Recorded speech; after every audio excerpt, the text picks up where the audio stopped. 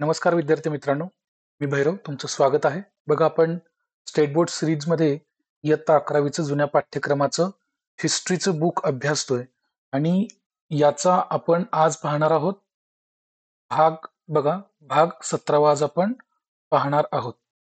तुमच्या लक्षात येत असेल आपण पाठीमागचे सगळे सेशन्स तुम्ही बघून काढले असतील. आगामी एक्झामसाठी तुम्हाला हे खूप IMP असणार आहे. बघा आजचा भाग 17वा असेल आणि या भागामध्ये आपण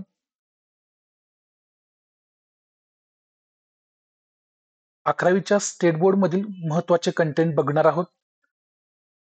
येणाऱ्या एक्झामसाठी तुम्हाला खूप महत्वाचं असेल. वेळ न घालवता आपण डिरेक्टली आपल्या सेशनला सुरुवात करूया. बघा प्रश्न तुमच्या समोर आहे. इथून पुढचे सगळे सेशन्स तुम्ही व्यवस्थित रीड करा. रेकॉर्डेड स्वरूपात तुम्हाला हे लेक्चर अपलोड केले, सो तुम्हाला ते तुम्ही 2x स्पीड करून किंवा 1.5x स्पीड करून तुम्ही बघू शकता. बघा प्रश्न पहिला तुमच्या समोर आहे. 18 नोव्हेंबर 1955 मोरारजीभाई देसाई, ओके, थोडंसं स्पेलिंग मिस्टेक असेल लक्षात ठेवा. मोरारजीभाई देसाई त्रिराज्य योजना मंजुरीसाठी विधानसभेत ठराव मांडणार होते. आता हा जो ठराव आहे त्या विरोधामध्ये, या ठरावाच्या विरोधामध्ये खालीलपैकी कोणाच्या नेतृत्वाखाली विधानसभेवर मुंबईच्या मैदानावरून मोठा मोर्चा काढण्यात आला? प्रश्न व्यवस्थित रीड करायचा आणि प्रश्न काय विचारतो हे लक्षात आलं पाहिजे. बघा ऑप्शन्स आहेत, श्रीपाद डांगे असतील, रोहित दवे, सेनापती बापट की जोगळेकर. बघूया या प्रश्नाचं उत्तर काय असणार आहे. तर तुम्हाला प्रत्यक्ष संघर्ष ऍक्च्युली महाराष्ट्र मुंबई प्रांतासह महाराष्ट्र यासाठीचा हा संघर्ष आहे. बघूया त्याच्यामध्ये कोणते मुद्दे आहेत. आता याच्यामध्ये तुम्हाला सगळा कंटेंट रीड करायचा नाहीये, फक्त महत्वाचे टॉपिक्स कोणते आहेत ते लक्षात ठेवायचं. बघा इथं काय दिलंय, ज्यावेळेस मुंबई सोडून किंवा मुंबई सोडून इतर महाराष्ट्र एक होईल किंवा गुजरात मुंबई आणि महाराष्ट्र असा एकच संयुक्त प्रांत तयार होईल, अशा घटनाक्रम घडत असताना पुन्हा आपल्या ह्या प्रश्नाच्या थ्रू रिमेनिंग पॉइंट्स वरती काय करायचं आहे रे, नजर टाकायची की जे महाराष्ट्राच्या दृष्टीने 1960 पर्यंतच्या सगळ्या घडामोडींवरती आपला काय होईल, अभ्यास कंप्लीट होऊन जाईल. बघा आता काय दिलंय, हा जो मराठी भाषिकांचा असंतोष आहे तो सतत वरचेवर वाढत असलेला तुम्हाला पाहायला मिळेल. पाठीमागच्या सेशन्समध्ये आपण ते व्यवस्थित चर्चा केली आहे त्याच्यावर. आता अशाच वेळेस बघा, ज्या वेळेस महाराष्ट्राला मुंबई मिळत नाहीये त्यावेळेस तुम्हाला पाहायला मिळेल की मोरारजी देसाई आणि त्यांचे समर्थक जे असतात ते खुश असतात. बरं का? कारण त्रिराज्य योजनेमुळे काय झालं होतं, मुंबई स्वतंत्र राहणार होती आणि मुंबई महाराष्ट्राला मिळणार नाही हे त्यांच्या दृष्टीने खूप महत्वाची किंवा जमेची बाजू होती, हे लक्षात ठेवून जा. आता त्यामुळे मुख्यमंत्री या नात्याने मुंबई शासनाची त्याला संमती घेण्याची मोरारजींना घाई झाली. आता बघा 18 नोव्हेंबर 1955 रोजी काय केलं, मोरारजींनी त्रिराज्य योजना मंजुरीसाठी विधानसभेत ठराव मांडणार होते. आता त्या ठरावाविरोधात सेनापती बापट, हा मुद्दा महत्वाचा आहे, यांच्या नेतृत्वाखाली विधानसभेवर मोठा मोर्चा निघाला आणि त्याची सुरुवात कुठून झाली होती तर मुंबईच्या ओव्हल मैदानावरून. छोटे छोटे मुद्दे आहेत ते तुम्हाला एक्झामसाठी खूप महत्वाचे असणार आहेत. बघा त्यामध्ये महिलाही समाविष्ट होत्या मोठ्या संख्येने. मोरारजी सरकारने बंदी आदेश पुकारला होता, त्यामुळे त्यामुळे काय झालं, आंदोलकांनी तो आदेश पाळला नाही. त्यामुळे काय झालं, शासनाने कारवाई केली आणि 500 निदर्शकांना कैद केले. आता काही गोष्टी आहेत स्टोरी वजा असतात, त्या गोष्टी शक्यतो आयोग त्यामध्ये विचारणार नाही, परंतु काही महत्वाचे मुद्दे आपल्याला हायलाईट करत रीड करायचं. आता हे जे 500 निदर्शक होते, ओके, त्यापैकी 16 कोण होत्या तर महिला होत्या, हे पण मुद्दा महत्वाचा आहे. मग आता त्याच्यामध्ये या निदर्शकांना कंट्रोल करण्यासाठी काय केलं शासनाने, तर पोलिसांच्या करवी लाठीचार्ज, अश्रुधुरांचा वापर करण्यात आला. त्यामध्ये अनेक आंदोलक जखमी झाले. आता बघा विधानसभेत या विषयावर 4 तास चर्चा होऊन बैठक संपली आणि त्याच दिवशी सायंकाळी बघा मैदानावर, कामगार मैदानावर सुमारे 50,000 लोकांच्या उपस्थितीत जाहीर सभा झाली. कॉम्रेड डांगे यांनी मार्गदर्शन केले एवढ्या जनसमुदायाला, 50,000 लोकांना, आणि सभेत त्रिराज्य योजना फेटाळण्यात आली आणि संयुक्त महाराष्ट्राच्या मागणीचा हा जो लढा आहे तो गतिमान करण्यासाठी 21 नोव्हेंबर 1955 रोजी एक दिवसाचा लाक्षणिक संप पुकारण्याचा निर्णय घेण्यात आला. एकंदरीत तुमच्या प्रश्न लक्षात आला होता. ही जी त्रिराज्य योजना, ओके, हा जो मसुदा आहे मंजुरीसाठी मोरारजी सरकारने 18 नोव्हेंबर 1955 रोजी विधानसभेत मांडणार होते. त्या दिवशी सेनापती बापट यांच्या नेतृत्वाखाली विधानसभेवरती मोठा मोर्चा गेला. मोर्चा कुठून सुरू झालाय तर मुंबईच्या ओव्हल मैदानावरून सुरू झाला. महिलांची पण त्याच्यामध्ये काय आहे, सहभाग आहे. 500 निदर्शकांना कैद केलंय, 16 त्यामध्ये महिला आहेत. पोलिसांनी सर्वतोपरी प्रयत्न करून आंदोलकांना काय कंट्रोल करण्याचा प्रयत्न केला आहे. परंतु या विषयावरती कामगार मैदानावर सुमारे 50,000 लोक उपस्थित. कॉम्रेड डागे यांनी मार्गदर्शन केलं. त्रिराज्य योजना फेटाळली आणि संयुक्त त्रिराज्य म्हणजे 3 राज्य, एक गुजरातचं राज्य, ओके, एक मुंबई सेपरेट आणि महाराष्ट्र असे 3 राज्य म्हणाला त्रिराज्य योजना म्हणतात. त्यामुळे काय होत होतं, मुंबई महाराष्ट्राला मिळणार नव्हती. ओके, त्यामुळे हा लढा गतिमान करण्यासाठी बघा 21 नोव्हेंबर 1955 एक दिवसाचा लाक्षणिक संप पुकारण्यात आलेला होता. म्हणजे आपल्याला विचारलेल्या प्रश्नाचं उत्तर काय, श्रीपाद डांगे. बरं का, चलो पुढच्या प्रश्नाकडे जाऊया. मुद्दे व्यवस्थित रीड करायचे आहेत. बघा पुढचा प्रश्न आहे, 21 नोव्हेंबर 1955 हा जो लाक्षणिक संप पुकारला होता, बघा या संयुक्त महाराष्ट्र चळवळीच्या लाक्षणिक संपावेळी झालेल्या गोळीबाराचा खालीलपैकी कोणी निषेध केला? एस.एम. जोशी, नौशेर भरूचा, अमोल देसाई, गाडगीळ. आता इथं तुम्हाला 4 ऑप्शन आहेत. अ व ड म्हणजे जोशी देसाई, अ ब क म्हणजे जोशी भरूचा देसाई, ब क ड म्हणजे भरूचा देसाई गाडगीळ आणि वरीलपैकी सर्व योग्य. प्रश्न कळाला? जो बघा पाठीमागच्या प्रश्नामध्ये जे 50,000 सैनिक होते, म्हणजे सॉरी सैनिक म्हणण्यापेक्षा 50,000 लोकांचा समुदाय एकत्र आला होता कामगार मैदानावर. तिथं ठरलं होतं की 21 नोव्हेंबर 1955 लाक्षणिक संप सुरू झाला आणि त्यावेळेस गोळीबार झाला. त्या गोळीबाराचा निषेध कोणी केला असा प्रश्न तुम्हाला विचारला. बघा तर काय आहे, बघा संयुक्त महाराष्ट्र चळवळीतील पहिले 15 हुतात्मे असं टायटल तुम्हाला दिसेल. त्याच्यामध्ये 21 नोव्हेंबर 1955 सर्व बाजूंनी लोक कुठे येत होते, ओव्हल मैदानाकडे येत होते. बरं का, पोलिसांचा बंदोबस्त आहे. मोरारजी सरकारने जमावबंदीचा आदेश जारी केला आहे. एकंदरीत 4 ते 5 लाख लोक जमा झालेत. बघा सेनापती बापट नेतृत्वाखाली बंदी आदेश मोडण्यात आला. पोलिसांनी पुन्हा एकदा पहिल्यांदा लाठीमार केला, पुन्हा अश्रुधूर आणि नंतर जमावावरती गोळीबार केल्याचं तुमच्या लक्षात येऊन जाईल. यामध्ये किती 15 हुतात्मे झालेत. ओके, 15 आंदोलकांना हौतात्म्य प्राप्त झाले. सुमारे 300 लोक जखमी, 400 पेक्षा जास्त लोकांना अटक. तोपर्यंत विधानसभेतील कामकाज आटोपून बघा एस.एम. जोशी, नौशेर भरूचा, अमोल देसाई हे सुद्धा आंदोलनाच्या ठिकाणी आलेत. लोकांना चौपाटीवर त्यांनी एकत्र केलं आणि गोळीबाराचा निषेध केला, हे तुमच्या लक्षात येऊन जाणार आहे. बघा संयुक्त महाराष्ट्रासाठी हुतात्मा झालेल्यांसाठी दुःख व्यक्त केले या सगळ्यांनी आणि गोळीबाराचा निषेध मधून पुन्हा बघा गाडगी यांनी आपला विधान परिषद सदस्यत्वाचा राजीनामा दिलेला तुमच्या लक्षात येऊन जाणार आहे. सुमारे 100 काँग्रेस आमदारांनी राजीनामे देण्याचं ठरवलं होतं. बघा दुसऱ्या दिवशी म्हणजे किती तारखेला, 22 नोव्हेंबरला, लक्षात ठेवा 21 नोव्हेंबरला लाक्षणिक संप, त्याच्या पुढच्या दिवशी दुसऱ्या दिवशी ही त्रिराज्य प्रस्ताव मंजूर न होताच विधानसभा तहकूब झाली आणि हे आंदोलन राज्यभर पसरल्याचं तुमच्या लक्षात येऊन जाणार आहे. म्हणजे या प्रश्नाचं उत्तर काय, वरील पैकी सर्व. बघा ह्या तिघांनी प्रत्यक्ष मैदानावरती जाऊन तर निषेध केलाच, पण गाडगी यांनी निषेधासोबत काय केलं तर आपला पदाचा राजीनामा सुद्धा दिल्याचं तुमच्या लक्षात येऊन जाणार आहे. बघा पुढचा प्रश्न तुमच्या स्क्रीनवर आहे. पंडित नेहरू यांनी राज्य पुनर्रचनेसंबंधी 16 जानेवारी 1956 रोजी निर्णय घोषित केले आणि त्यापैकी या निर्णयांपैकी आपल्याला योग्य विधानं निवडायची आहेत. बघा मुंबई केंद्रशासित प्रदेश राहील किंवा शहर राहील, पुन्हा विदर्भासह संपूर्ण मराठी भाषेत महाराष्ट्र आणि सौराष्ट्र कच्छासह गुजरात अशी 2 वेगळी राज्य असतील, कानडी भाषिकांचे म्हैसूर राज्य होईल, अशा प्रकारची विधानं राज्य पुनर्रचनेसंदर्भात पंडित नेहरूंनी घोषित केलीत 16 जानेवारी 1956 ला. आपल्याला बघायचं यापैकी कोणती बरोबर असणार आहेत. प्रश्न लक्षात आला? मुद्द्याकडे जाऊया. पटपट संपवायचा आहे सिलेबस, एक्झाम तुमच्या जवळ येत आहेत. बघा पंडित नेहरूंचा निर्णय 16 जानेवारी 1956, बरोबर आहे का. मोरारजी सरकारने मुंबईत आंदोलनाबाबत धोरण राबवण्यास सुरुवात केली, त्यातून बघा अनेक हुतात्मे झाले, बरोबर आहे का. म्हणजे मोरारजी देसाई यांना या सरकारला मुंबई महाराष्ट्रात सामील करू द्यायची नव्हती. आता ही परिस्थिती, त्यासाठी त्यांनी गोळीबार सुद्धा केलेत, सर्वतोपरी प्रयत्न केलेच मोरारजी सरकारने. आता ही जी परिस्थिती आहे, परिस्थिती सावरण्यासाठी पंडित नेहरू यांनी राज्य पुनर्रचनेसंदर्भात बघा पुन्हा 16 जानेवारी 1956 रोजी काही निर्णय घोषित केले. आता ते निर्णय इथं आहेत बघा. मुंबई शहर केंद्रशासित प्रदेश राहील, म्हणजे पहिलं विधान बरोबर आहे. विदर्भासह संपूर्ण मराठी भाषिक महाराष्ट्र आणि सौराष्ट्र कच्छसह गुजरात अशी 2 वेगळी राज्य केली जातील. ओके, संबंधित पक्षांच्या मैत्रिकाने सीमावाद सोडवला जाईल. म्हैसूर एक कानडी भाषिकांचे म्हैसूर राज्य होईल. ओके, भाषिक अल्पसंख्याकांच्या संरक्षणाबाबतच्या शिफारशी सुद्धा सरकारने मान्य केल्याचे तुमच्या लक्षात येऊन जाणार आहे. म्हणजे एकंदरीत 5 निर्णय, यातले हे 3 आपण घेतलेत. म्हणजे एकंदरीत अ ब क हे सर्व योग्य याच्यामधलं असणार आहे. बघा, प्रश्न खूप महत्वाचे आहेत. हे प्रश्न प्री आणि मेन्स साठी तुम्हाला हमखास एक्झाम्स मध्ये पाहायला मिळतील. बघा तुम्ही पुढे, पंडित नेहरू यांनी राज्य पुनर्रचनेसंदर्भात केलेले जे निर्णय होते, या निर्णयाविरुद्ध जे आंदोलन झालं, त्या आंदोलनावर सरकारने गोळीबार केला.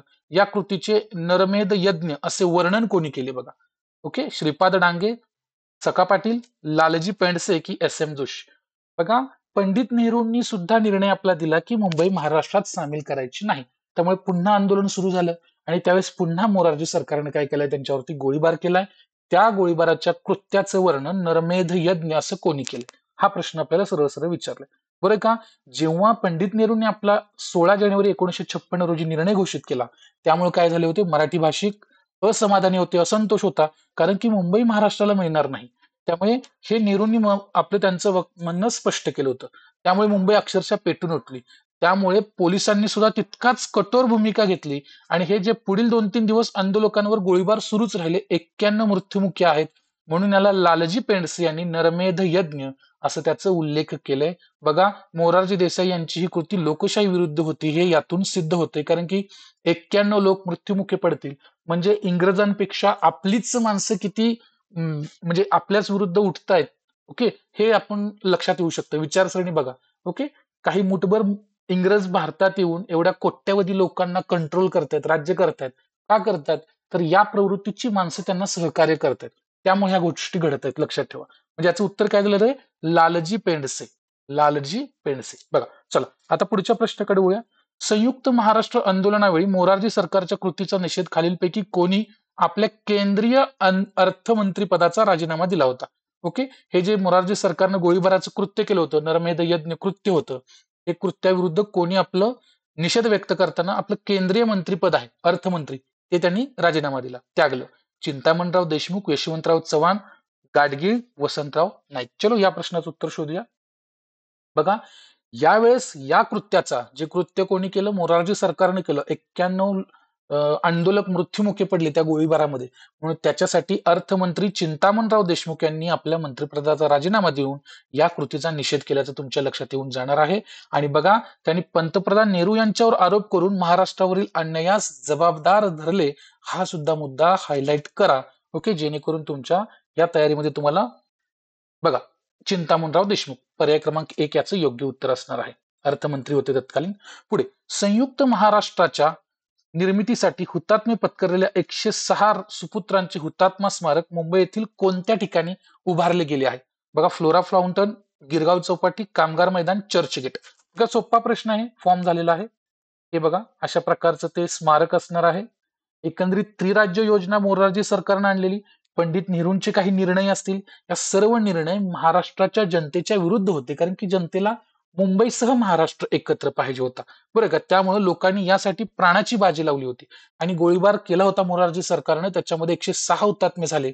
म्हणून यांनी हुतात्मा पत्करलेल्या या 106 सुपुत्रांचं हुतात्मा स्मारक मुंबई येथील फ्लोरा फाउंटेन जवळ उभारलं गेलेलं आहे, ही लक्षात ठेवा. जर तुम्ही नीट पाहिलं तर 11वीच्या पुस्तकाच्या शेवटी या 106 हुतात्म्यांची नावं तुम्हाला दिलेली आहेत. फ्लोरा फाउंटेन इथं हे स्मारक, हुतात्मा स्मारक उभारलेलं आहे. पुढे बघा, पुढचा प्रश्न. 6 फेब्रुवारी 1956 केशवराव जेधे, ओके, यांच्या अध्यक्षतेखाली, बघा एक मिनिट, इथं स्पेलिंग थोडंसं चुकलेलं आहे, पण केशवराव लक्षात ठेवा. अध्यक्षतेखाली पुण्याच्या टिळक स्मारक मंदिरात सभा झाली. त्यामध्ये सामील झालेल्या पक्षांचा योग्य पर्याय निवडायचा आहे. म्हणजे पुण्याच्या टिळक स्मारक मंदिरात केशवराव जेधे यांच्या अध्यक्षतेखाली 6 फेब्रुवारी 1956 एक सभा झाली. त्या सभेमध्ये कोणते कोणते पक्ष हजर होते असा प्रश्न आहे. बघा, साम्यवादी पक्ष, समाजवादी, प्रजा समाजवादी, शेतकरी कामगार पक्ष, मजूर किसान जन काँग्रेस, शेड्युल्ड कास्ट फेडरेशन आणि काँग्रेस, यापैकी आपल्याला बघायचं आहे. ओके, बघा इथं ऑप्शन्स तुम्हाला वेगवेगळे, चौथा ऑप्शन वरीलपैकी सर्व आहे. या प्रश्नाचं उत्तर आपण बघूया कशा स्वरूपाचं असणार आहे. बघा, एकंदरीत हा जो मराठी भाषिकांचा मुंबईसह संयुक्त महाराष्ट्राच्या मागणीचा जो प्रश्न आहे, या प्रश्नासाठी लोकांनी प्राणांतिक उपोषण केले किंवा प्राणांतिक लढा दिलाय आणि त्याच्यामध्ये काही निष्पाप लोकांनी सुद्धा आपले जीव गमावलेले आहेत. त्यामुळे या परिस्थितीचा विचार करून 6 फेब्रुवारी बघा 1956 केशवराव जेधे यांच्या अध्यक्षतेखाली पुण्याच्या टिळक स्मारक मंदिरात सभा घेतली. त्यामध्ये पक्ष बघा, साम्यवादी आहे, समाजवादी आहे, प्रजा समाजवादी आहे, शेतकरी कामगार पक्ष आहे, लाल निशाण गट आहे, मजदूर किसान पक्ष आहे, Bharatiya Jansangh, scheduled caste federation, Hindu Mahasabha, Jan Congress आणि अपक्ष असे 11 बिगर काँग्रेस पक्ष आहेत. म्हणजे काँग्रेस पक्ष त्यामध्ये सहभागी नाही. हा 8 नंबरचा पर्याय त्याच्यामध्ये येणार नाही. त्यामुळे वरीलपैकी सर्व कॅन्सल झाले. इथं 8 आहे म्हणून हा पर्याय कॅन्सल झाला. इथं पण 8 आहे म्हणून यापैकी इथं कॅन्सल. उत्तर असेल पर्याय क्रमांक 3, सर्वच्या सर्व बिगर कामगार पक्ष होते. मुद्दा क्लिअर झाला. चलो पुढच्या प्रश्नाकडे जाऊया. परत एकदा इथं बघा, स्क्रीन पॉज करून तुम्ही व्हिडिओ पाहू शकताय. हे पक्ष आहेत की जे काँग्रेससेतर इतर पक्ष असणार आहे. चलो पुढे. खालीलपैकी कोण संयुक्त महाराष्ट्र समितीत सामील झाले नाहीत आणि आंदोलनापासूनही दुरावले, त्यांच्या हालचाली काँग्रेसच्या धोरणाशी निगडीत राहिल्या, असा प्रश्न तुम्हाला आहे. म्हणजे जे आंदोलनात सहभागी झालेले नाहीत संयुक्त महाराष्ट्राच्या, इव्हन त्या संयुक्त महाराष्ट्राच्या समितीमध्ये सुद्धा ते सामील नव्हते, त्यामुळे त्या आंदोलनाशी दुरावले, जेणेकरून त्यांची जी धोरणं होती ती काँग्रेसशी निगडीत होती असं म्हटलं जातं. बघा, शंकरराव देव, गजानन त्र्यंबक माडखोलकर, आचार्य प्र के अत्रे, एस एम जोशी. बघा, बघूया प्रश्नाचं उत्तर शोधूया. म्हणजे एकंदरीत काय, संयुक्त महाराष्ट्र, मुंबईसह संयुक्त महाराष्ट्र झाला पाहिजे यासाठी सर्व मताने ही संयुक्त महाराष्ट्र समितीची स्थापना झाली होती. बघा, परिस्थिती योग्य पद्धतीने हाताळली नाही असा अर्थ काढून शंकरराव देव यांनी उपोषणाचा मार्ग स्वीकारला आणि त्यांनी सुचवलेला मार्ग इतरांना मंजूर झाला नाही. तेव्हा शंकरराव देव 10 फेब्रुवारी रोजी अध्यक्ष या नात्याने महाराष्ट्र एकीकरण परिषद बरखास्त केली आणि देव समितीत सामील झाले नाहीत आणि आंदोलनापासूनही दुरावले. त्यांचे प्रयत्न, हालचाली काँग्रेसच्या धोरणाशी निगडीत होत्या. म्हणजे उत्तर काय असल्याचं, शंकरराव देव, पर्याय क्रमांक 1 योग्य उत्तर. पटपट आपल्याला मुद्दे बघायचे, चर्चा करायच्या. बघा, आता पुन्हा एकदा संयुक्त महाराष्ट्र समितीच्या कार्यकारिणीशी निगडीत योग्य पर्याय बघा. अध्यक्ष, उपाध्यक्ष, जनरल सेक्रेटरी हे जोड्या दिलेत. अध्यक्ष एस एन जोशी, उपाध्यक्ष Shripad Dange, general secretary doctor Trimbak Naravane. बघा, यापैकी योग्य कोण आहे? पहिली दोघं, पहिलं तिसरं, दुसरं तिसरं, की सर्व योग्य? लक्षात आलं का? ही संयुक्त महाराष्ट्र समितीची कार्यकारिणीशी निगडीत हा पर्यायाच्या जोड्या दिलेत किंवा जोड्या दिलेत, त्यापैकी योग्य आपल्याला शोधणं गरजेचं आहे. बघा, अजून एक त्याच्याशीच निगडीत पुढचा प्रश्न असा आहे, संयुक्त महाराष्ट्र समितीच्या स्थापनेत महत्वपूर्ण भूमिका बजावणाऱ्या व्यक्तींची नावं आपल्याला ओळखायची. बघा, आचार्य अत्रे असतील, मधु दंडवते असतील, प्रबोधनकार ठाकरे असतील, शंकरराव देव असतील. बघा, मगाशीच प्रश्न काय होता की शंकरराव देव या समिती सोडून बाहेर गेले होते. लक्ष येते का? हा मुद्दा आहे. तो चेक करू आपण, प्रश्नाचं उत्तर काय असणार आहे. बघा, आता बघा, ही जी संयुक्त महाराष्ट्र समिती आहे, या समितीने संयुक्त महाराष्ट्र परिषदेचे उद्देश स्वीकारले. या समितीने आपली कार्यकारिणी जाहीर केली. त्यामध्ये बघा, अध्यक्ष कोण आहेत? डांगे अध्यक्ष आहेत. उपाध्यक्ष कोण आहेत? डॉक्टर त्र्यंबक नरवणे आहेत. आणि जनरल सेक्रेटरी कोण आहेत? एस एम जोशी आहेत. मुद्दा लक्षात आला. म्हणजे आपण पहिल्या प्रश्नाकडे जाऊया, म्हणजे लक्षात येऊन जाईल. अध्यक्ष कोण आहेत? तर बघा, अध्यक्ष आहेत श्रीपाद डांगे, उपाध्यक्ष नरवणे आणि general secretary S M Joshi आहेत. म्हणजे बघा, इथली तिन्हीच्या तिन्ही विधानं कशी असणार आहेत? अयोग्य असणार आहेत. अध्यक्ष श्रीपाद डांगे आहेत, जनरल सेक्रेटरी कोण आहेत? तर general secretary S M Joshi आणि उपाध्यक्ष कोण आहेत? डॉक्टर नरवणे आहेत. तर बघा, इथं काय असलं पाहिजे होतं? सर्व अयोग्य. इथं सर्व योग्य झाले, इथं सर्व अयोग्य लिहायचं. सर्व अयोग्य. बघा, पुन्हा एकदा आपण मुद्द्याकडे जाऊ. इथं अध्यक्ष एस एम जोशी दिले, तर अध्यक्ष कोण आहेत? भाई श्रीपाद डांगे आहेत, उपाध्यक्ष नरवणे आहेत आणि general secretary S M Joshi आहेत. आता बघूया, ही जी संयुक्त महाराष्ट्र समिती आहे, स्थापनेमध्ये कोणी कोणी सहभाग घेतलाय? बघा, माडखोलकर आहेत, आचार्य अत्रे आहेत, मधु दंडवते, प्रबोधनकार ठाकरे बघा आणि य कृ सोवणी यांनी महत्वपूर्ण भूमिका निभावलेली आहे. याचबरोबर बघा, सेनापती बापट, क्रांतिसिंह नाना पाटील, दुर्गा भागवत, केशवराव जेधे, यशवंतराव मोहिते, लालाजी पेंडसे, अहिल्याबाई रांगणेकर यांनी संयुक्त महाराष्ट्र चळवळीत मोठे योगदान दिल्याचं तुमच्या लक्षात येऊन जाईल. आणि एकंदरीत हे जे संयुक्त महाराष्ट्राचं आंदोलन आहे, ते महाराष्ट्रातील खेड्यापाड्यापर्यंत पोहोचवण्याचं कार्य या सर्व व्यक्तींनी केलंय.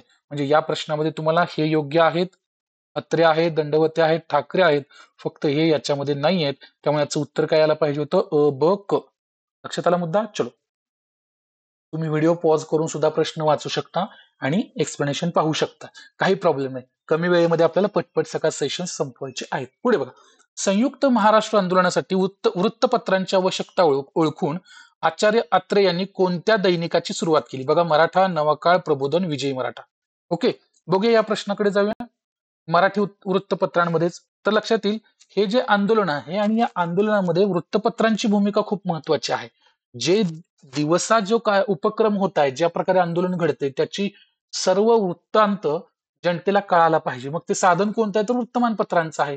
त्यामुळे त्यांची भूमिका लक्षात घेऊन बघा काही मंडळींनी किंवा नेत्यांनी काय केलं, वृत्तपत्र सुरू केली. बघा त्यामध्ये कोण आहेत, आचार्य अत्रे आहेत, वालचंद कोठारी आहेत, ठाकरे आहेत, इत्यादींनी वृत्तपत्रांद्वारे आंदोलन खूप विकसित केलं. बघा या वृत्तपत्रांची आंदोलनासाठीची आवश्यकता ओळखून आचार्य अत्र्यांनी मराठा हे दैनिक सुरू केलं. बघा प्रबोधन असेल, नवाकाळ, सकाळ, नवयुग, प्रभात अशा अनेक वृत्तपत्रांनी त्या काळात जनजागृती केल्याचं तुमच्या लक्षात येऊन जाईल.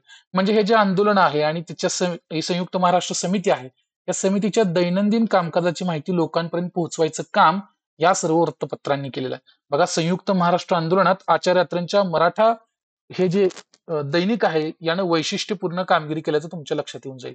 मराठा मुद्दा क्लिअर झाला. आचार्य अत्रे यांचं मराठा. चलो पुढच्या प्रश्नाकडे वळूया.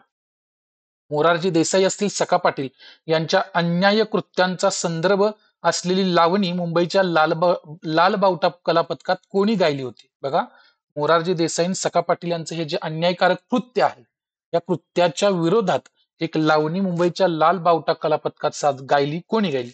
बघा शाहीर अमर शेख, शाहीर अण्णाभाऊ साठे, शाहीर साबळे, बाबासाहेब देशमुख हे सुद्धा शाहीर. बघूया प्रश्नाचं. बघा पुढे बघा, यामध्ये हे संयुक्त महाराष्ट्राचे आंदोलन आहे, या आंदोलनाच्या आणखीन एका योगदानाचा उल्लेख इथं करणं महत्वाचं आहे. ते म्हणजे वृत्तपत्रांसोबत मराठी साहित्य आणि शाहिरांनी केलेली कामगिरी. बघा यामध्ये लोकशाहीर अण्णाभाऊ साठे यांनी लिहिलेली एक छक्कड आहे, लावणी आहे ज्याला छक्कड म्हणतात. ती म्हणजे कोणती रे? माझी मैना गावावर राहिली माझ्या जीवाची होतीये कायली, हा महत्वाचा मुद्दा. आता या लावणीत संयुक्त महाराष्ट्र समितीची घोषणा आहे. अमर शेख हे या पदव्या घेतलेले शाहीर नव्हते, तर शेतकरी वर्गातले कम्युनिस्ट पक्षाचे सदस्य होते. बघा अमर शेखांचे व्यक्तिमत्व आणि त्यांच्या पहाडी आवाजामुळे या सभेच्या सुरुवातीला त्यांचे गाणे गायले जायचे, ते गायचे बरं का. या गाण्यातून शाहीर शेख हे जनतेला मार्गदर्शन करत होते. म्हणजे एकंदरीत काय, मोरारजी देसाई, सखा पाटील यांच्या अनेक कृत्यांसंदर्भात असून ही लावणी मुंबईच्या लालबावटा कलापथकातील शाहीर अमर शेख यांनी गायली आणि लोक त्यांची लावणी ऐकण्यास आतुर असत. म्हणजे विचार करा, आता हे सर्रास आपण ऐकलं असेल ही छक्कड शाहीर लोक अण्णाभाऊ साठे यांची, बरोबर का. आता याचं उत्तर काय आहे? अमर शेख, शाहीर अमर शेख याचं योग्य उत्तर असणार आहे. फक्त ती लिहिली आहे कोणी छक्कड? तर अण्णाभाऊ साठेंनी लिहिली आहे. चलो पुढचा प्रश्न. 27 जुलै 1956 रोजी संयुक्त महाराष्ट्र समितीने दिल्ली येथे मोठा मोर्चा काढला. यावेळी खालीलपैकी कोणत्या सदस्यांनी संसदेत महाराष्ट्राची बाजू एकदम प्रभावीरित्या मांडली? हा मुद्दा तुम्हाला विचारला. बघा कॉम्रेड डांगे, बॅरिस्टर पै, कॉम्रेड भूपेश गुप्ता या तिघांपैकी कोण आहेत असा प्रश्न आहे. पहिले दोघं आहेत डांगे पै आहेत की डांगे गुप्ता आहेत की पै गुप्ता आहेत की वरीलपैकी सर्व योग्य आहेत? या प्रश्नाचं उत्तर आपण बघूया. एकंदरीत काय, मुंबई असेल, विदर्भ, मराठवाडा, बेळगाव, कारवार, निपाणीसह संयुक्त महाराष्ट्र झालाच पाहिजे अशी संयुक्त महाराष्ट्र समितीची घोषणा. समितीनं महाराष्ट्रभर आंदोलन तीव्र केलं. 12,000 कार्यकर्ते जागोजागी पकडले. 27 जुलै 1956 समितीने दिल्ली येथे मोठा मोर्चा काढला. कॉम्रेड डांगे असतील, बॅरिस्टर नाथपै असतील, कॉम्रेड भूपेश गुप्ता या सदस्यांनी संसदेत महाराष्ट्राची बाजू प्रखररित्या मांडल्याचं लक्षात येऊन जाईल. पर्याय क्रमांक 4 वरीलपैकी सर्व योग्य. मुद्दा क्लिअर असेल. बघा हे व्यवस्थित तुम्ही रीड करा, याच्या नोट्स काढा. आता नोट्स काढायची गरज नाही, व्हिडिओ सावकाश बघा, पुन्हा रीड करण्याची गरज पडणार नाही तुम्हाला. पुढे काय झालं बघा, योग्य विधानांचा पर्याय निवडायचा. विधानं काय आहेत? भाषावार प्रांत रचना केल्यास ऐक्य भावना वाढीस लागण्याऐवजी हिंदुस्थानचे अधिक तुकडे पडतील असे आंबेडकरांना वाटत होते. मुंबई शहर हा महाराष्ट्राचा अविभाज्य भाग असल्यामुळे त्याचा समावेश संयुक्त महाराष्ट्रातच करावा असा आग्रह सुद्धा आंबेडकरांनी धरला. हे दुसरं विधान आहे. तिसरं विधान आहे, स्वातंत्र्य काळात 1948 साली नेमण्यात आलेल्या दार कमिशनला डॉक्टर आंबेडकरांनी निवेदन सादर केले. त्यामध्ये त्यांनी मुंबईसह महाराष्ट्राची भूमिका मांडली होती. ही 3 विधानं. आता या 3 विधानांपैकी योग्य विधानांचा पर्याय आपल्याला निवडायचा आहे. आपण आपल्या मुद्द्याकडे येऊया. 1948 दार कमिशन, या कमिशनकडे काय होतं तर भाषावार प्रांत रचनेचा प्रश्न सोडवण्याचं कार्य या दार कमिशनकडे होतं, बरं का. पण मुंबईमध्ये झालेली जी परिषद आहे त्या परिषदेनं काय, म्हणजे ही जी परिषद मुंबईमध्ये भरली होती बघा, घटना समिती पुढे भाषावार प्रांत रचनेचा प्रश्न आणावा याचा आग्रह मुंबईमध्ये झालेल्या परिषदेने धरला होता. मत मुंबई, मध्य प्रदेश, वऱ्हाड प्रांतातील मराठी सदस्यांनी मांडण्याचं कार्य केलं असेल, लक्षात ठेवून घ्या. म्हणजे काय, आता पुढे त्याच्यामध्ये देखील बाबासाहेब आंबेडकरांनी असाच प्रश्न घटना समितीकडे केला. घटना समितीचे अध्यक्ष डॉक्टर राजेंद्र प्रसाद यांना भाषावर प्रांतरचनेचे महत्व पटले म्हणून त्यांनी 17 जून 1948 न्यायाधीश एस के दार यांच्या अध्यक्षतेखाली दार कमिशन स्थापन केले. कमिशनने आपली अधिकार कक्षा ठरवली, भाषावर प्रांतरचना करावी की नाही, भाषावर प्रांतरचना करताना कोणते कोणते व कसे प्रांत बनवावे याबद्दल चौकशी करून अहवाल त्यांनी सादर केला. आता बघा यामध्ये डॉक्टर बाबासाहेब आंबेडकरांची भूमिका काय आहे. बाबासाहेब आंबेडकर भाषावर प्रांतरचना करण्यास फारसे उत्सुक नव्हते. त्यांना असं वाटत होतं की या भाषावर प्रांतरचनेमुळे ऐक्यभाव होणा वाढीस लागण्याऐवजी हिंदुस्थानचे तुकडे पडतील. भाषावर प्रांतरचना करायचा निर्णय झाल्यास संयुक्त महाराष्ट्रात उपप्रांत निर्माण न करता एकच भाषा एकच प्रांत असावा असं त्यांचं म्हणणं. आणि मुंबई शहर हा महाराष्ट्राचा अविभाज्य भाग असेल त्यामुळे त्याचा संयुक्त महाराष्ट्रात समावेश केला जावा असा आग्रह सुद्धा आंबेडकरांनी धरलेला तुमच्या लक्षात येऊन जाईल. आणि अशा स्वरूपाचं निवेदन सुद्धा त्यांनी 1948 साली दार आयोगाला केल्याचं तुमच्या लक्षात येऊन जाईल. म्हणजे एकंदरीत या प्रश्नाचं उत्तर काय असेल, वरीलपैकी सर्व योग्य. म्हणजे आंबेडकरांच्या संबंधित संयुक्त महाराष्ट्राच्या बाबतीतची सर्व विधाने योग्य असणार आहेत. म्हणजे जरी भाषावर प्रांतरचनेच्या विरोधात जरी असले ऐक्य भावनेचा विचार करून, तरी मुंबई महाराष्ट्राला मिळाली पाहिजे या विचारसरणीचे बाबासाहेब होते, लक्षात येऊन जाईल. आता विधान अभ्यासायच्यात योग्य पर्याय निवडायचा आहे. 1952 साली मोरारजी देसाई मुंबई प्रांताचे मुख्यमंत्री झाले. ओके, होल्ड करा.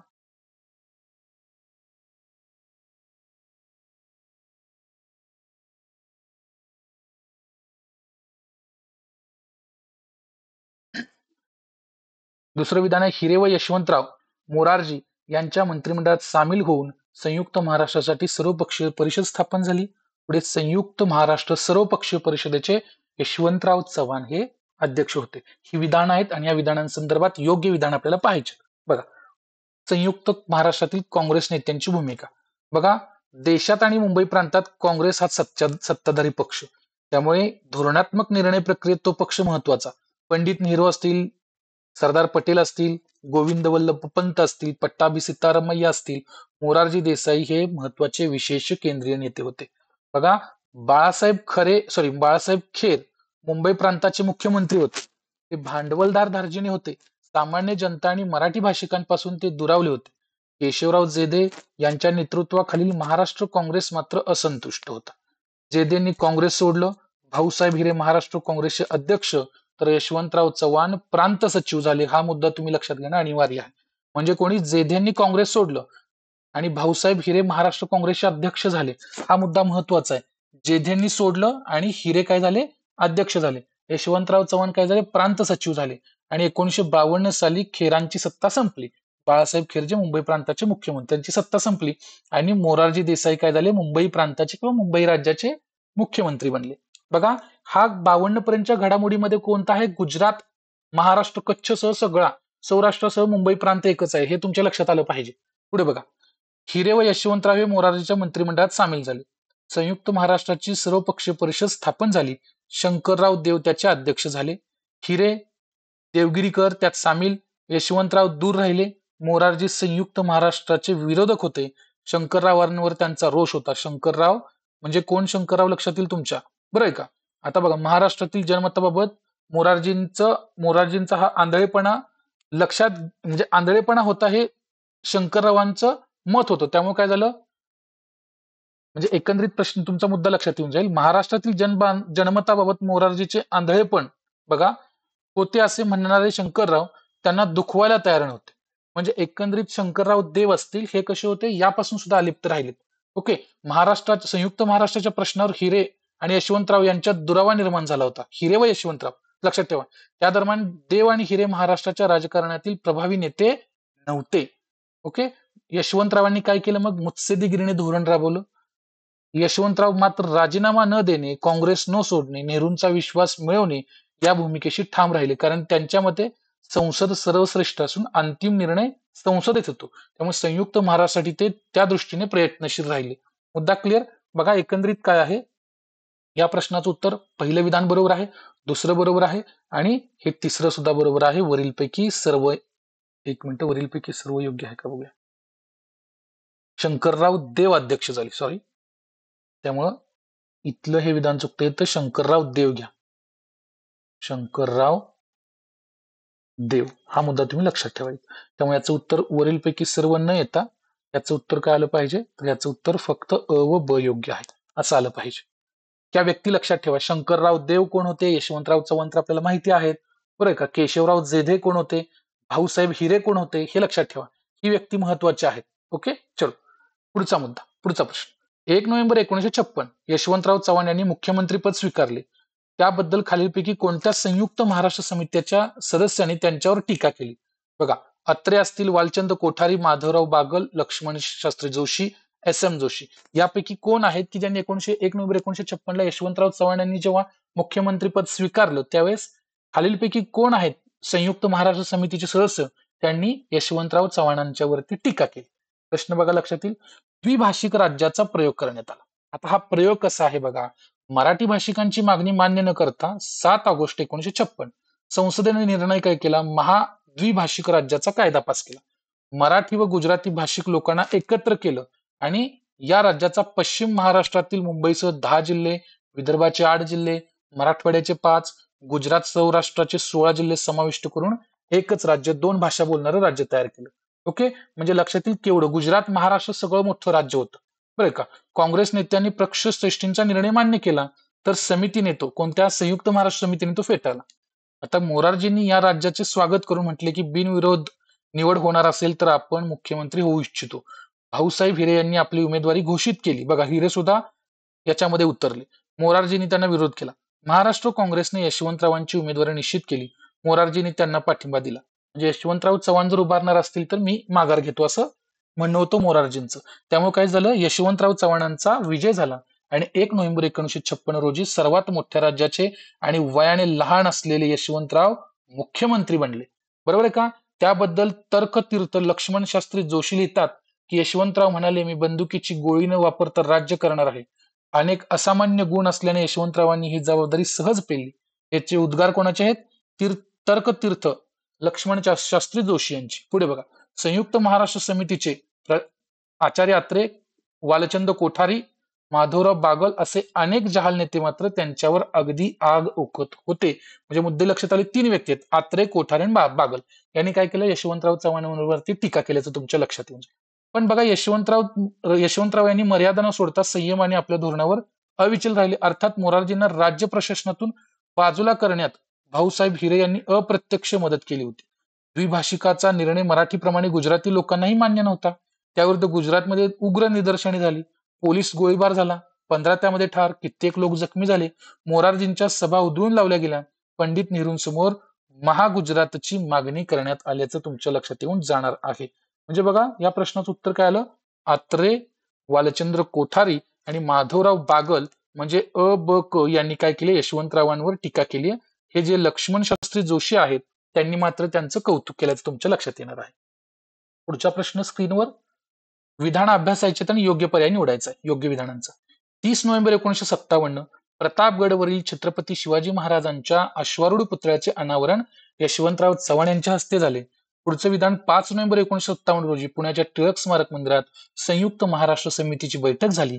त्यामध्ये प्रतापगडावर भाई माधवराव बागल यांच्या नेतृत्वाखाली प्रचंड मोर्चा काढला गेला. 2 विधानं आणि 2 विधानांपैकी योग्य विधानांचा पर्याय आपल्याला निवडायचा. पहिलं फक्त योग्य, फक्त दुसरं योग्य, दोन्ही योग्य की दोन्ही अयोग्य. बघूया या प्रश्नाचं उत्तर काय असणार आहे. बघा, शिवछत्रपतींच्या पुतळ्याचे अनावरण, प्रतापगडाचा मोर्चा. बघा, हा जो प्रतापगडावरील छत्रपती शिवाजी महाराजांचा अश्वारूढ पुतळा आहे याचं अनावरण पंडित नेहरू पंतप्रधान यांच्या हस्ते 30 नोव्हेंबर. आणि प्रश्नात काय दिलंय? यशवंतराव चव्हाण. इथं चुकतंय, त्यामुळे पहिलं विधान तर चुकीचं आहे. बघूया. मुख्यमंत्री यशवंतरावांनी तसे नियोजन केले होते. महाराष्ट्रातील परिस्थिती त्यांच्या निदर्शनास यावी. कोणाच्या? तर पंतप्रधान नेहरूंच्या. म्हणून त्यांच्याच हस्ते पुतळ्याचं अनावरण केलं होतं, अश्वारूढ पुतळ्याचं. बघा, 1957च्या निवडणुकीतून सावरण्यास पक्षात मदत व्हावी असे त्यांचं उद्देश होता. बघा, संयुक्त महाराष्ट्र समितीने नेहरूंसमोर निदर्शने करण्याचे ठरवले. 5 नोव्हेंबर 1957 पुण्याच्या टिळक स्मारक मंदिरात समितीची बैठक. त्याला एस एम जोशी, बघा, गोरे, जयवंतराव टिळक, अत्रे, व्ही एन पाटील इत्यादी नेते हजर होते. त्यावेळी पूर्ण नियोजन करून माधवराव बागल यांच्या नेतृत्वाखाली प्रतापगडावरती प्रचंड मोर्चा काढला गेला. मार्ग कोणता होता? पसरणी घाट. बघा इथं दिलाय, पसरणी घाट, पोलादपूर जवळ तीव्र निदर्शने झाली. नेहरूंना मराठी भाषिकांच्या भावनांची आणि एकूणच परिस्थितीची जाणीव करून देण्यात यशस्वी झाली आहे. कोण? तर संयुक्त महाराष्ट्र समिती. त्यानंतर ही समितीने आपले आंदोलन चालूच ठेवले. 1 नोव्हेंबर 1958 माधवराव बागलांच्या नेतृत्वाखाली सत्याग्रह करण्यात आला. 19 डिसेंबरला दुसरा मोठा मोर्चा काढण्यात आला.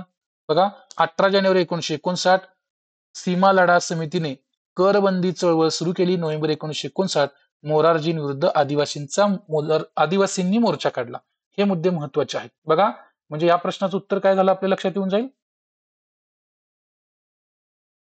माधवराव बागल यांचे नेतृत्व. फक्त ब योग्य. इथं काय यशवंतराव चव्हाणांच्या ऐवजी पंडित नेहरू काय होते यांच्या हस्ते अनावरण करण्यात आलं होतं.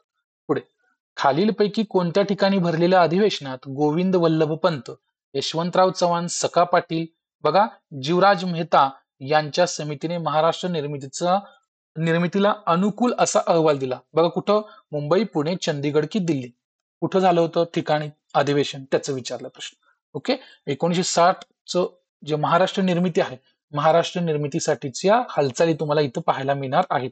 एकंदरीत जेवढा माधवराव बागल यांच्या नेतृत्वाखालील जे उठाव झालेत, ओके, या उठाव असतील किंवा संयुक्त महाराष्ट्र समितीच्या आंदोलने असतील, या सगळ्यांचा परिणाम आपल्याला होताना दिसतोय. एकंदरीत संयुक्त महाराष्ट्र समितीने आंदोलन चालू ठेवल्यामुळे भारत सरकारला मराठी भाषिकांच्या मागण्या आणि भावना पटवून देण्याचा प्रयत्न, द्विभाषिक राज्याचा कारभार यशवंतराव चव्हाण यशस्वीने सांभाळत होते. पक्षश्रेष्ठींना ते मान्य झाले. नेहरू असतील, जयप्रकाश नारायण असतील, के एम मुन्शी असतील आदी पक्षश्रेष्ठींचा विश्वास यशवंतराव चव्हाण यांनी मिळवला, की जे त्यांनी ठरवलं होतं आधीपासूनच.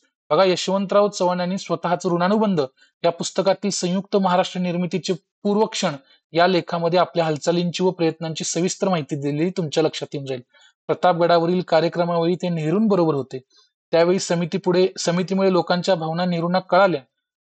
संयुक्त महाराष्ट्र समितीमुळे, बरं का, समितीच्या भावना. महाराष्ट्र निर्मितीबाबत दोघांमध्ये चर्चा झाली. दोघांमध्ये कोणामध्ये? म्हणजे नेहरू आणि यशवंतराव चव्हाण यांच्यामध्ये. नंतर हैदराबाद, नागपूर येथे काँग्रेस अधिवेशनानंतर दिल्लीत नेत्यांशी चर्चा करण्यात आली. पंडित नेहरू, गोविंद वल्लभ पंत, मोरारजींना त्यांचे मत पटले. इंदिरा गांधींनी काँग्रेस अध्यक्ष म्हणून मुंबई येथे महाराष्ट्राची निर्मितीचे आश्वासन दिले. बघा, दिल्ली येथे चर्चा झाली होती. प्रश्न लक्षात आला? दिल्ली येथे.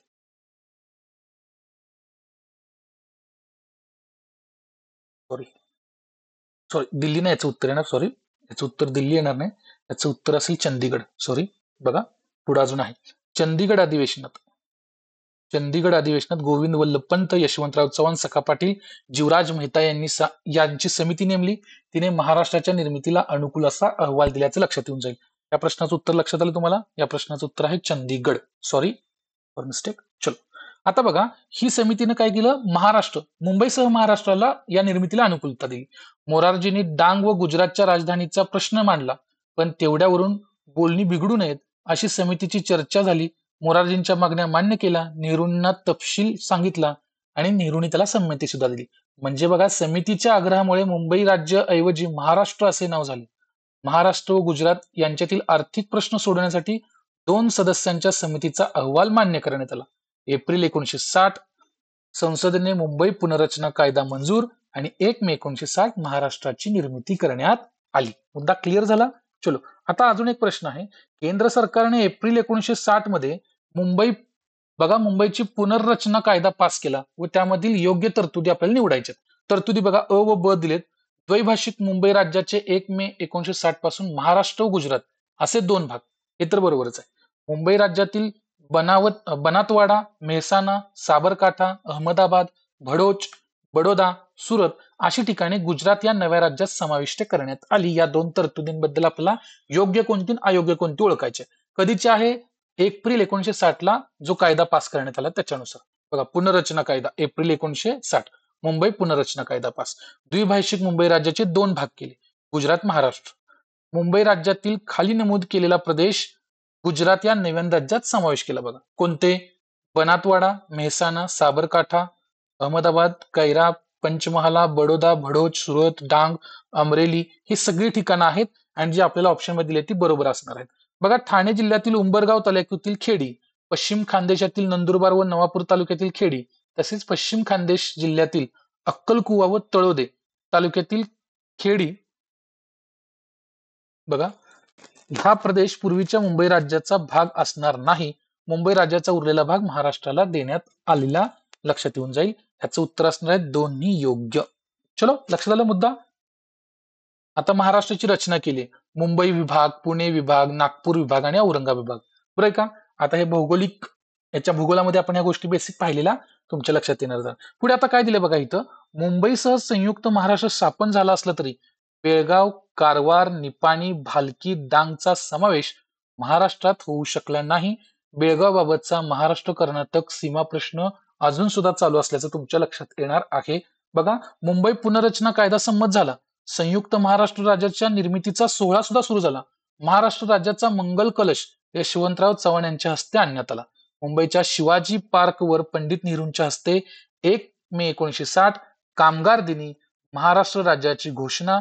पहिले मुख्यमंत्री यशवंतराव चव्हाण मुख्यमंत्री म्हणून यांनी काय रे जबाबदारी स्वीकारल्याचं लक्षात येऊन जाणार आहे. एकंदरीत संयुक्त महाराष्ट्र मुंबईसह ही जी महाराष्ट्राची निर्मितीची जी प्रक्रिया आहे, प्रोसेस आहे, आंदोलन आहे, चळवळ आहे, ही खूप महत्वाची भूमिका तुमच्या अभ्यासामध्ये प्रिपरेशनमध्ये पार पाडणार आहे. बघा, सर्वोदय अकॅडमीचे प्ले स्टोअरवरून ऍप्लिकेशन इन्स्टॉल करा. ओके, टेलिग्राम चॅनल असेल, व्हॉट्सअप असेल, त्या सोशल मीडियाच्या ऍप्लिकेशनला तुम्ही जॉईन व्हा. त्यामुळे तुम्ही सर्वोदय परिवाराचे सदस्य बनू शकतात. नवीन नवीन अपडेट्स, अशाच प्रकारचे व्हिडिओज तुम्हाला इथं अवेलेबल करून दिले जातील. आजचं सेशन, आजचे प्रश्न कसे वाटले हे मला तुम्ही नक्कीच आवर्जून कमेंट बॉक्समध्ये कमेंट करून सांगू शकताय. तोपर्यंत थँक्यू सो मच. पुन्हा भेटूया राहिलेल्या भागामध्ये लवकरच.